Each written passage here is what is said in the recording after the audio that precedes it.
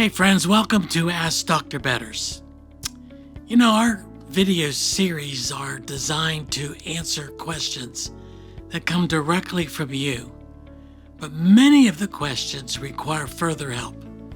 That's why we started Anchored Hope Biblical Counseling. And for some of you, your questions are so intense and the needs are so great that I am not sure a few minutes of a video from me can actually delve into the depths of the problems you might be experiencing. So if you need further help, and I hope that you'll take this invitation seriously, visit Biblical Counseling, one word, biblicalcounseling.online, and that will put you directly on the page of our Anchored Hope Biblical Counseling Ministry. There you can select somebody who virtually will counsel you. We have counselors all over the country that are waiting and ready for your invitation to help them walk through their problems. Again, biblicalcounseling.online. That will take you to Anchored Hope. I have a question here from somebody. I'm not sure I'm going to pronounce the name right, but it's Kyriakos.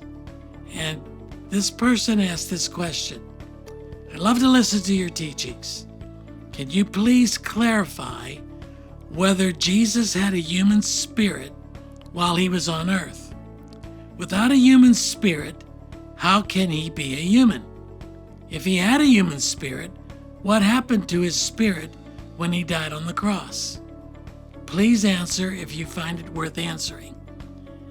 Now, I've got to tell you, I find this question well worth answering because ever since the first century, there have been cults that have lined up down the road, so to speak, denying either that Jesus was fully God or denying that Jesus was fully man. The Gnostics held beliefs. Docetism had certain beliefs. Councils had to be held. Our entire Nicene Creed, in which the physical and spiritual identity of Christ was marked out by the theologians of their day to indicate that Jesus had both a body and a soul. Those things were held, those cults were formed ever since the first century, and they're still forming today. There are some who claim that Jesus never died on the cross, that he was in some sort of a stupor because he was not really in bodily form, that it was all a mirage. There are others that take issue with the fact that Jesus was a spirit, that he was just a man showing us or modeling for us what a godly man looks like, and that he had either no physical body, that it was all a mirage, or no soul. Well, Jesus had both body and soul. That's why we say in Jesus we have the infinite God-man, infinitely God, because it tells us that in the scriptures that God, in Philippians chapter 2 especially, that he emptied himself of all of his glory. God, who is spirit, emptied himself of all that is glory and took upon himself the form of a servant, becoming obedient unto death, even death on the cross. God became a man. So we refer to Jesus as the infinite God-man. He had both deity and humanness on his side. He had to, because for him to be tempted, as the Bible tells us, in every way, like unto us, Jesus was tempted in every way that we are. He had to fully possess a human spirit, a human soul, and become for 33 years absolutely perfect. No temptation ever took him down, because had Satan allowed or caused Jesus to commit one sin, just one, there would be no salvation for any of us. Here's why. All Jesus would be if he sinned is one sinner on the cross, dying for other sinners on the cross, like us. And there is no salvation in that. He had to be the infinite God-man, perfect in soul, but taking on all the limitations of the body. He could only be in one place at one time. He was not omnipresent. He limited himself. He had full knowledge, but he limited himself. And he did that physically so that he could, like us, experience every sort of temptation. But to say that he had no spirit, you would be absolutely right. Jesus would not be fully God and fully man if he had no spirit. That's why we refer to him again as the infinite God-man. Fully God, because no man could work the miracles he worked unless he were deity in the flesh, and fully man, so that as our great high priest, he could be tempted in every point like unto us. Well, is there anything in Scripture that tells us that Jesus had a spirit? Well, one very clear place is at the crucifixion. Because you see, after the crucifixion, John chapter 19, beginning with verse 28, says this.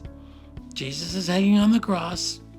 He has just commended his mother Mary to John, John to Mary.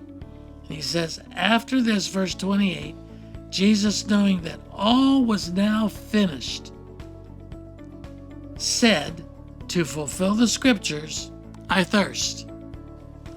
A jar full of sour wine stood there. So they put a sponge full of sour wine on a reed and offered it to Jesus. And when Jesus had received the sour wine, he said, it is finished, and bowed his head and gave up his what? His spirit. One of the other Gospels tells us this, that Jesus said to the Father as he cried out in the last breath, Father, into your hands I commit my what? My spirit.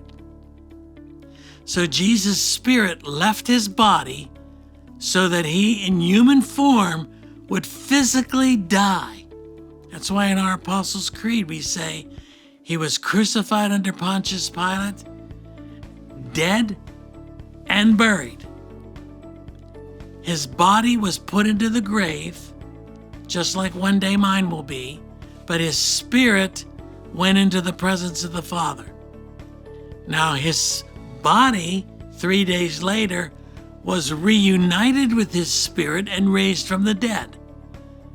And for 40 days he walked the earth before he was assumed, body and soul, into heaven. Just like my body will be. If you know Christ just like yours, our bodies are put into the ground and they're raised spiritually at the coming of Christ. He will bring my soul with him.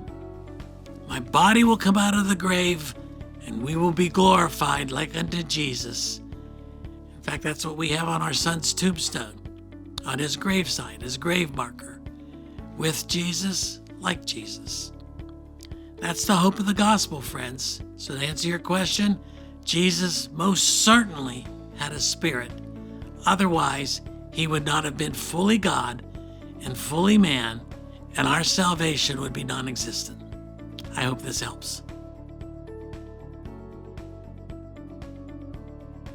Hi, my name is Melissa Weisenfels, Executive Director here at MARKINC Ministries. Thank you so very much for your continued support of this video series.